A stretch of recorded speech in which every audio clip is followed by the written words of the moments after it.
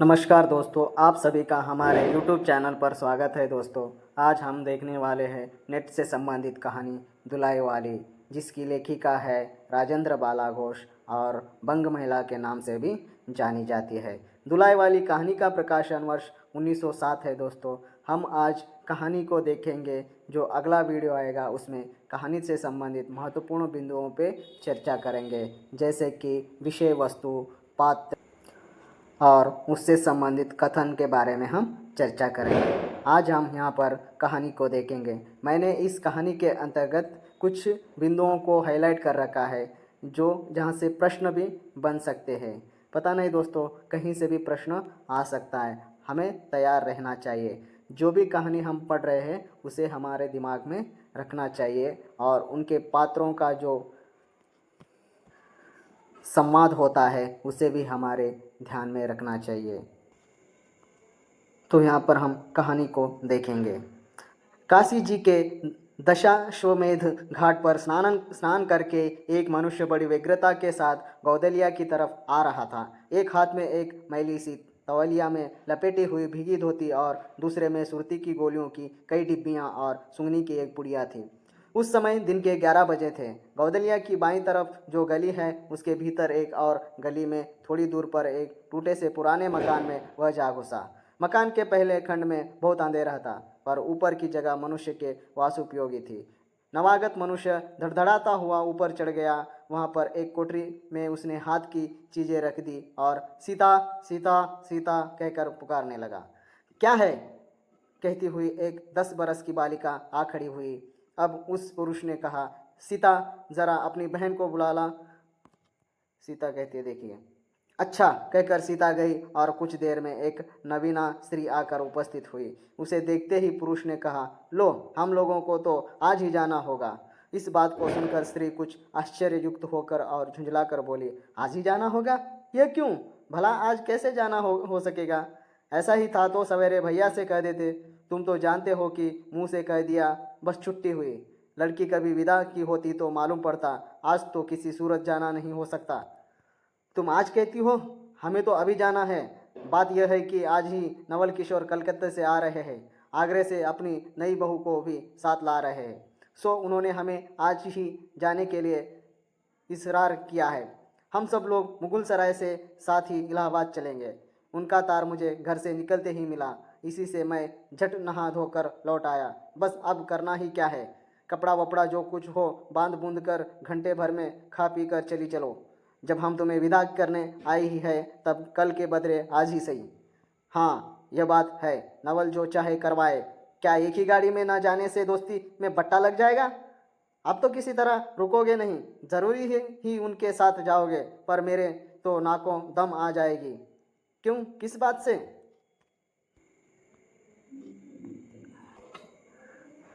उसकी हंसी से। और किससे? हंसी ठट्टा भरी राह में अच्छी लगती है, उनकी हंसी मुझे नहीं भाती। एक रोज मैं चौक में बैठी पुड़िया काट रही थी कि इतने में न जाने कहाँ से आकर नवल चिल्लाने लगे, ए बुआ, ए बुआ, देखो तुम्हारी बहू पुड़िया खा रही है। मैं तो मारे शर्म के मर गई। हाँ, भाभी जी ने बात उड़ा दी सही। वे बोली, खाने पहनने के लिए तो आई है। पर मुझे उनकी हंसी बहुत बुरी लगी। बस इतनी से तुम उनके साथ नहीं जाना चाहती? अच्छा चलो, मैं नवल से कह दूंगा कि यह बेचारी कभी रोटी तक तो खाती नहीं, पूड़ी क्यों खाने लगेगी। इतना कहकर बंशीधर कोठरी के बाहर चले आए और बोले, मैं तुम्हारे भैया के पास जाता हूँ, तुम रो रुला कर तैयार हो जाना। इतना सुनते ही जानकी देवी की आंखें भर आई और आषाढ़ सावन की ऐसी झड़ी लग गई। बंशीधर इलाहाबाद के रहने वाले हैं। बनारस में ससुराल है। श्री को विदा करने आए हैं। ससुराल में एक साले साली और सास के सिवा और कोई नहीं है। नवल किशोर इनके दूर के नाते में ममेरे भाई है, पर दोनों में मित्रता का ख्याल अधिक है। दोनों में गहरी मित्रता है। दोनों एक जान दो कालिब है। उस दिन बंशीधर का जाना स्थिर हो गया। सीता बहन के संग जाने के लिए रोने लगी। माँ रोती धोती लड़की की विदा की सामग्री इकट्ठी करने लगी। जानकी देवी भी रोती तैयार होने लगी। कोई चीज़ भूलने पर धीमी आवाज़ से माँ को याद भी दिलाती गई। बस 1 बजने पर स्टेशन जाने का समय आया। अब गाड़ी या इक्का लाने कौन जाए? ससुरालों की अवस्था अब आगे की सी नहीं कि 2-4 नौकर चाकर हर समय बने रहते। सीता के बाप के न रहने से काम बिगड़ गया है। पैसे वाले के यहाँ नौकर चाकरों के सिवा और भी दो चार खुशामदी घेरे रहते हैं। छूचे को कौन पूछे, एक कहारिन है सो भी इस समय कहीं गई है। साले राम की तबीयत अच्छी नहीं, वे हर घड़ी बिछौने से बातें करते हैं। 30 पर भी आप कहने लगे, मैं ही धीरे धीरे जाकर कोई सवारी ले आता हूँ, नज़दीक तो है। बंशीधर बोले, नहीं नहीं, तुम क्यों तकलीफ करोगे, मैं ही जाता हूँ। जाते जाते बंशीधर विचारने लगे कि इक्के की सवारी तो भले घर की स्त्रियों के बैठने लायक नहीं होती, क्योंकि एक तो इतने ऊंचे पर चढ़ना पड़ता है, दूसरे पराए पुरुषों के संग एक साथ बैठना पड़ता है। मैं एक पाल की गाड़ी ही कर लूँ, उसमें सब तरह का आराम रहता है। पर जब गाड़ी वाले ने 1.5 रुपया किराया मांगा, तब वंशीधर ने कहा, चलो इक्का ही सही, पहुंचने से काम। कुछ नवल किशोर तो यहाँ से साथ है नहीं, इलाहाबाद में देखा जाएगा। बंशीधर इक्का ले आए और जो कुछ असबाब था इक्के पर रखकर आप भी बैठ गए। जानकी देवी बड़ी विकलता से रोती हुई इक्के पर जा बैठी। इस अस्थिर संसार में स्थिरता कहाँ, यहाँ कुछ भी स्थिर नहीं। इक्का जैसे जैसे आगे बढ़ता गया वैसे जानकी की रुलाई भी कम होती गई। सिकरौल के स्टेशन के पास पहुँचते पहुँचते जानकी अपनी आंखें अच्छी तरह से पहुँच चुकी थी।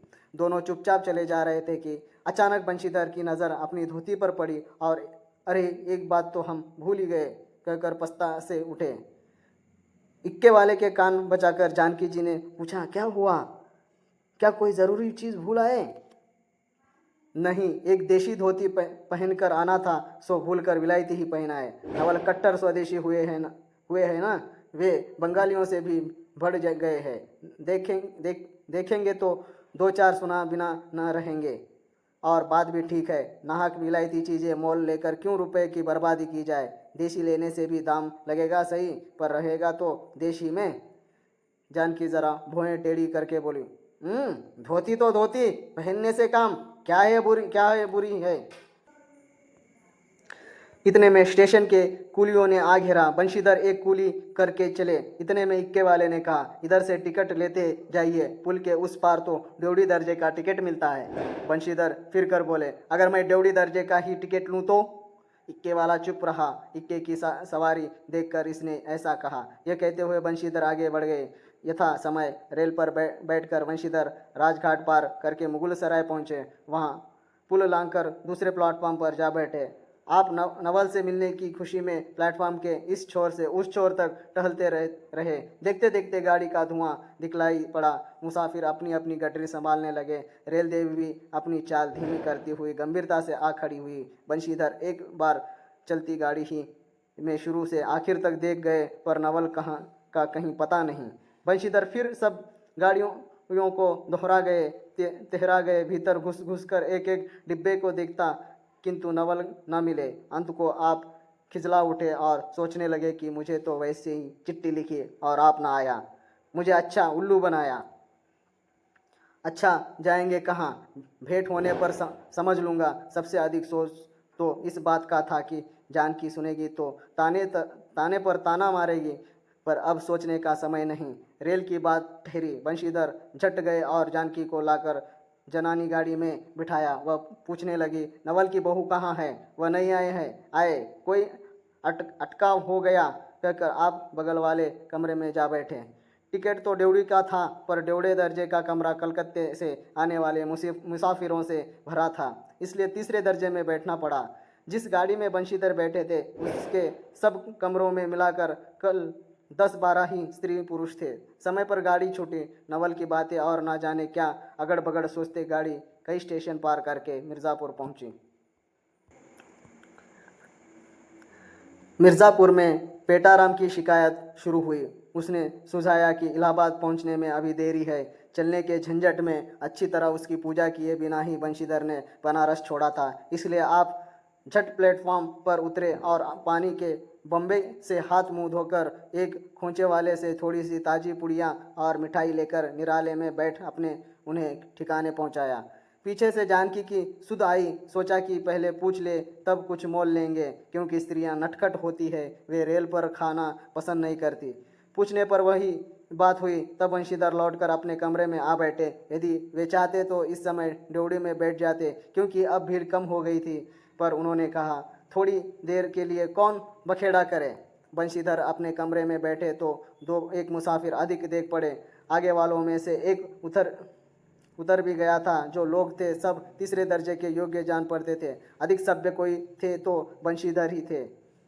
उनके कमरे के पास वाले कमरे में एक भले घर की स्त्री बैठी थी। वह बेचारी सिर से पैर तक ओढ़े, सिर झुकाए, एक हाथ लंबा, घूंघट काढ़े, कपड़े की गठरी सी बनी बैठी थी। बंशीधर ने सोचा इनके संग वाले भद्र पुरुष के आने पर उनके साथ बातचीत करके समय बितावेंगे।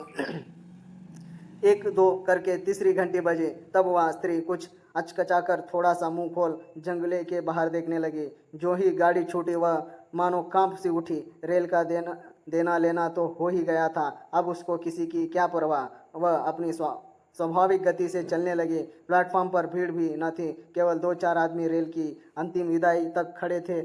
जब तक स्टेशन दिखलाई दिया तब तक वह बेचारी बाहर ही देखती रही। फिर स्पष्ट स्वर से रोने लगी। उस कमरे में 3-4 प्रौढ़ ग्रामीण स्त्रियां भी थी। एक जो उसके पास ही थी कहने लगी, अरे इनकर मनई तो नाही आइलेन हो देखो रोवल करथईन। दूसरी कहती है, अरे दूसर गाड़ी में बैठा हुई है। पहली कहती है, दूर बोरही ई जानानी गाड़ी थेड़े है। दूसरी कहती है, तो हो भलो तो कहू। कहकर दूसरी भद्र महिला से पूछने लगे, कौन गांव उतरबू बेटा?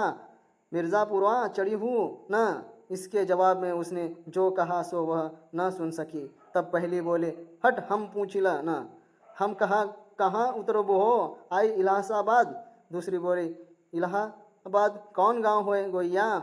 पहली फिर बोली, अरे नाही जनलू पयाग जी जहाँ मनई मकर नहाए जाला। फिर दूसरी कहती है, भला पयाग जी काहे ना जानित ले कहे के नाही तोहरे पंच के धर्म से 4 दाई नहाए चुकी हुई। ऐसो हो सोमवारी वर गहन धक्का लग रहा तउन तोहरे काशी जी नहाए गई रहे। फिर पहली कहती है, आवे जावे के तो सब आउते जात बटले बाटेन। फुन यह साइत तो बिचारों विपत में न पड़ल बाटिली। हे हम पंचाहित राजघाट टिकस कटउली मोगल के सराय उतर लिह हो द पुन चढ़ील। फिर दूसरी कहती है, ऐसे कई दाई हम आवत रहे। एक मिली औरों मोरे संगे रही। दकौने टिसनिया पर उकर मलिकवा उतरे से की जुरतैया है गड़िया खुली। अब भैया उगरा फाड़ नारिया, ये साहब गड़िया खड़ी कर, यह साहेब गड़िया तनी खड़ी कर। भल गड़िया दही नाही काहे के खड़ी होए। फिर पहले कहती, ऊ मेहरुआ बड़ी उजबक रहल, भला केहू के चिल्लाए से रेलियो कहूँ खड़ी होला। इस बात पर कुल कमरे वाले हंस पड़े। अब जितने पुरुष स्त्रियां थी एक से एक अनोखी बातें कहकर अपने अपने तजुर्बे बयां करने लगी। बीच बीच में उस अकेली अबला की स्थिति पर भी दुख प्रकट करती जाती थी। तीसरी स्त्री बोली, टिकसिया पल्ले बायक नाही हे साहेब वाह सुनी तो कलकत्ते ताई ले मुसलिया लेई। अरे इहो तो नाही कि दूर से आवत रहले न, फरागत के बदे उतर लेन। चौथी कहती है, हम तो इनके संगे के आदमी के देखबो ना कि हो गोइया। फिर तीसरी कहती है, हम देखे राहिलो मजे टोपी देहले रह लेन को। इस तरह उनकी बेसिर पैर की बातें सुनते सुनते बंशीधर ऊब उठे। तब वे उन स्त्रियों से कहने लगे, तुम तो नाहक उन्हें और भी डरा रही हो। ज़रूर इलाहाबाद तार गया होगा और दूसरी गाड़ी से वे भी वहाँ पहुँच जाएंगे। मैं इलाहाबाद ही जा रहा हूँ, मेरे संग भी स्त्रियाँ हैं। जो ऐसा ही है तो दूसरी गाड़ी के आने तक मैं स्टेशन ही पर ठहरा रहूँगा। तुम लोगों में से यदि कोई प्रयाग उतरे तो थोड़ी देर के लिए स्टेशन पर ठहर जाना। इनको अकेला छोड़ देना उचित नहीं। यदि पता मालूम हो जाएगा तो मैं इन्हें इनके ठहरने के स्थान पर भी पहुंचा दूंगा। बंशीधर की इन बातों से उन स्त्रियों की वागधारा दूसरी ओर बह चली। हाँ, यह बात तो आप भली कही। नाही भैया, हम पंचे काहे के केहू से कुछ कही। अरे एक के एक करत न बाय तो दुनिया चलत कैसे बाय, इत्यादि ज्ञान गाथा होने लगी। कोई तो उस बिचारी को सहारा मिलते देख खुश हुए और कोई नाराज भी हुए। क्यों सो मैं नहीं बतला सकती। उस गाड़ी में जितने मनुष्य थे सभी ने इस विषय के कुछ ना कुछ कहा डाला था। पिछले कमरे में केवल एक स्त्री जो फरासीसी छींट की दुलाई ओढ़े अकेली बैठी थी, कुछ नहीं बोली। कभी घूंघट के भीतर से एक आंख निकालकर बंशीधर की ओर वह ताक देती थी और सामना हो जाने पर फिर मुंह फेर लेती थी। बंशीधर सोचने लगे कि यह क्या बात है, देखने में तो यह भले घर की मालूम होती है पर आचरण इसका अच्छा नहीं। गाड़ी इलाहाबाद के पास पहुंचने को हुई। बंशीधर उस स्त्री को धीरज दिलाकर आकाश पाताल सोचने लगे। यदि तार में कोई खबर ना आई होगी तो दूसरी गाड़ी तक स्टेशन पर ही ठहरना पड़ेगा, और जो उससे भी कोई ना आया तो क्या करूँगा। जो हो, गाड़ी नैनी से छूट गई। अब साथ की उन अशिक्षिता स्त्रियों ने फिर मुंह खोला। क भैया जो केहू बिना टिकस के आवत होए तो ओकर का सजाए होला। अरे ओका ई नाही चाहत रहा कि मेहरारू के तो बैठा दिहल लेन और अपुआ तउन टिकस गई के चल दिहल लेन। किसी आदमी ने तो यहाँ तक दौड़ मारी कि रात को बंशीधर इसके जेवर छीनकर रफू चक्कर हो जाएगा। उस गाड़ी में एक लाठी वाला भी था। उसने खुल्लम खुल्ला कहा, का बाबूजी कुछ हमरो साझा। इसकी बात पर बंशीधर क्रोध से लाल हो गए। उन्होंने इसे खूब धमकाया। उस समय तो वह चुप हो गया, पर यदि इलाहाबाद उतरता तो बंशीधर से बदला लिए बिना न रहता। बंशीधर इलाहाबाद में उतरे। एक बुढ़िया को भी वही उतारना था। उससे उन्होंने कहा कि उनको भी अपने संग उतार लो। फिर उस बुढ़िया को उस स्त्री के पास बिठाकर आप जानकी को उतारने गए। जानकी से सब हाल कहने पर वह बोली, अरे जाने भी दो, किस बखेड़े में पड़े हो। पर बंशीधर ने न माना। जानकी को और उस भद्र महिला को एक ठिकाने बिठाकर आप स्टेशन मास्टर के पास गए। बंशीधर के जाते ही वह बुढ़िया, जिसे उन्होंने रखवाली के लिए रख छोड़ा था, किसी बहाने से भाग गई। अब तो बंशीधर बड़े असमंजस में पड़े। टिकट के लिए बखेड़ा होगा, क्योंकि वह स्त्री बेटिकट है। लौट कर आए तो किसी को न पाए। अरे ये सब कहाँ गई, यह कहकर चारों तरफ देखने लगे, कहीं पता नहीं। इस पर बंशीधर घबराए। आज कैसी बुरी साइत में घर से निकले कि एक के बाद दूसरी आफत में फंसते ही चले जा रहे हैं। इतने में अपने सामने एक डुलाई वाली को आते देखा। तू ही उन स्त्रियों को कहीं ले गई है। इतना कहना था कि डुलाई में मुंह खोलकर नवल किशोर खिलखिला उठे। अरे यह क्या, सब तुम्हारी करतूत है। अब मैं समझ गया कैसा गजब तुमने किया है। ऐसी हंसी मुझे नहीं अच्छी लगती। मालूम होता है कि वह तुम्हारी ही बहू थी। अच्छा तो वे गई कहाँ। वे लोग तो पालकी गाड़ी में बैठी है, तुम भी चलो। नहीं, मैं सब हाल सुन लूँगा तब चलूँगा। हाँ, यह तो कहे तुम मिर्ज़ापुर में कहाँ से आ निकले। मिर्ज़ापुर नहीं, मैं तो कलकत्ते से, बल्कि मुगलसराय से तुम्हारे साथ चल रहा हूँ। तुम जब मुगलसराय में मेरे लिए चक्कर लगाते थे तब मैं ड्योढ़ी दर्जे में ऊपर वाले बेंच पर लेटे तुम्हारा तमाशा देख रहा था। फिर मिर्ज़ापुर में जब तुम पेट के धंधे में लगे थे मैं तुम्हारे पास से निकल गया, पर तुमने न देखा। मैं तुम्हारी गाड़ी में जा बैठा, सोचा कि तुम्हारे आने पर प्रकट होऊंगा। फिर थोड़ा और देख ले करते करते यहाँ तक नौबत पहुँची। अच्छा अब चलो, जो हुआ उसे माफ़ करो। यह सुन बंशीधर प्रसन्न हो गए। दोनों मित्रों में बड़े प्रेम से बातचीत होने लगी। बंशीधर बोले, मेरे ऊपर जो कुछ बीती सो बीती, पर वह बेचारी जो तुम्हारे से गुणवान के संग पहली बार रेल से आ रही थी बहुत तंग हुई। उसे तो तुमने नाहक रुलाया, बहुत ही डर गई थी। नहीं जी, डर किस बात का था। हाँ, हम तुम दोनों गाड़ी में न थे। हाँ, पर यदि स्टेशन मास्टर से इत्तला कर देता तो बखेड़ा खड़ा हो जाता ना। अरे तो क्या, मैं मर थोड़े ही गया था। 4 हाथ की धुलाई की बिसा थी कितनी।